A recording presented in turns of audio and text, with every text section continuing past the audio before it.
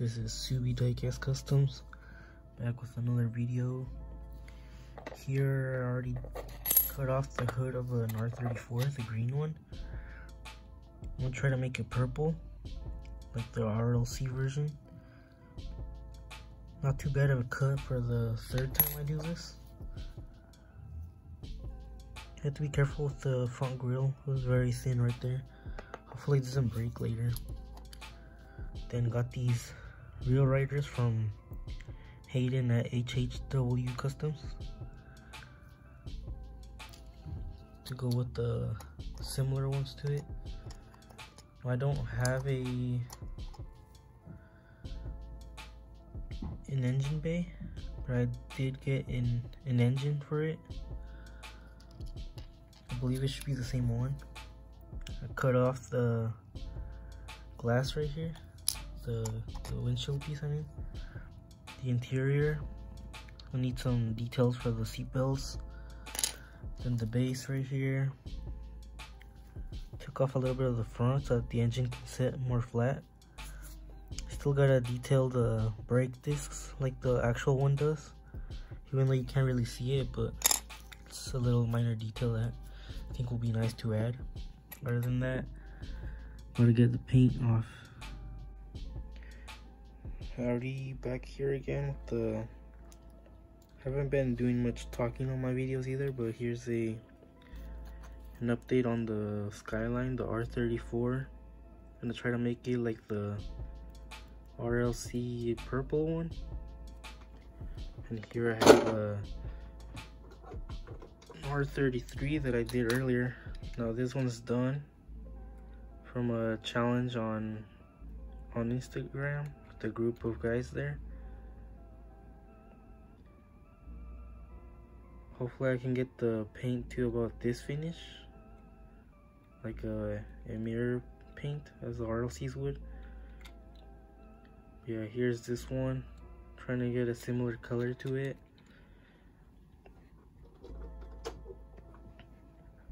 And the way I did that was pretty much was about the second car that I done with the steel wool that I got recommended from a few more guys on Instagram also.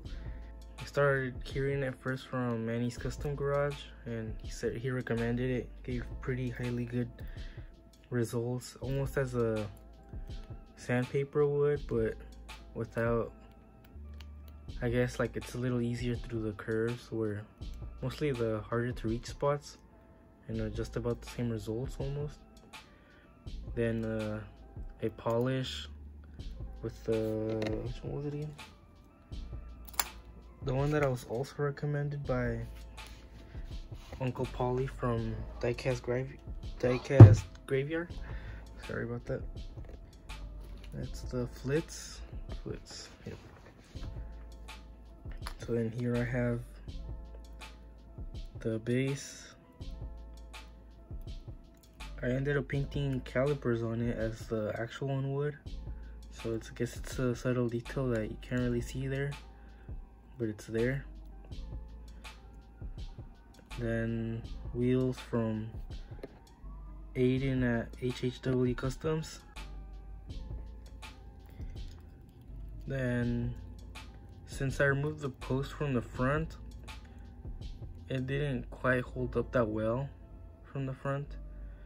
So I decided to glue the axles onto the base. That way it supports it very well without the need of a post holding up the base. Then this happens to be about my best cut at opening the hood. Now I also have to be careful with the very front of it since it's very thin and fragile. I have accidentally put some pressure on it and I ended up bending a little bit. Now I know I have to be careful with putting too much pressure on it, like various times. Then here's the hood. Try to make it as flat as possible. Then I also got some 3D printed steering wheels, pretty small, from RD Custom Diecast and Lady LC on Whatnot. Happened to give me a few of these. So I'll be adding this one onto it to give it more of that realistic touch. And here I have the interior all painted. Fine detail brush on red and a few seatbelt buckles. Here's that part. It had fallen off since I put some pressure on it while handling it. Then cut the very front of the windshield off. And here's the nice detail from Spaz Customs on Instagram. I got this 3D printed engine bay.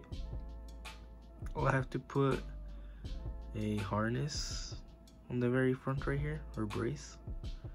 The steel pole pretty much. I already painted it black, and I have to go in with the detail brush and get a few details in it.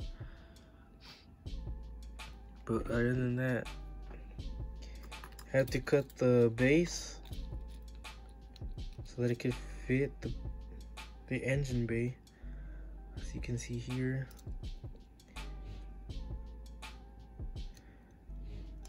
The base, a little bit of on the corners here so it doesn't scratch the, so I basically didn't cut any of here. It fit pretty well without cutting any of there. Okay, it was just the base and the 3D printed part.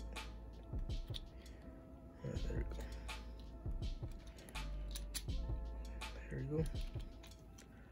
And it fits pretty well in there.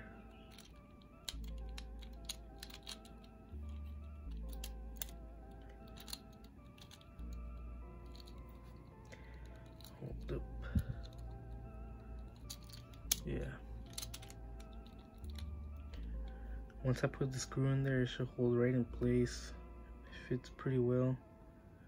Just need to make sure even with the brace, it can close the hood. So as if now fits in there pretty well. Now I need to make the hinge system to work, just like the recent Silverado. Try to see how to make it without it coming off. But other than that, ready for prepping and paint, decals, and then clear coat.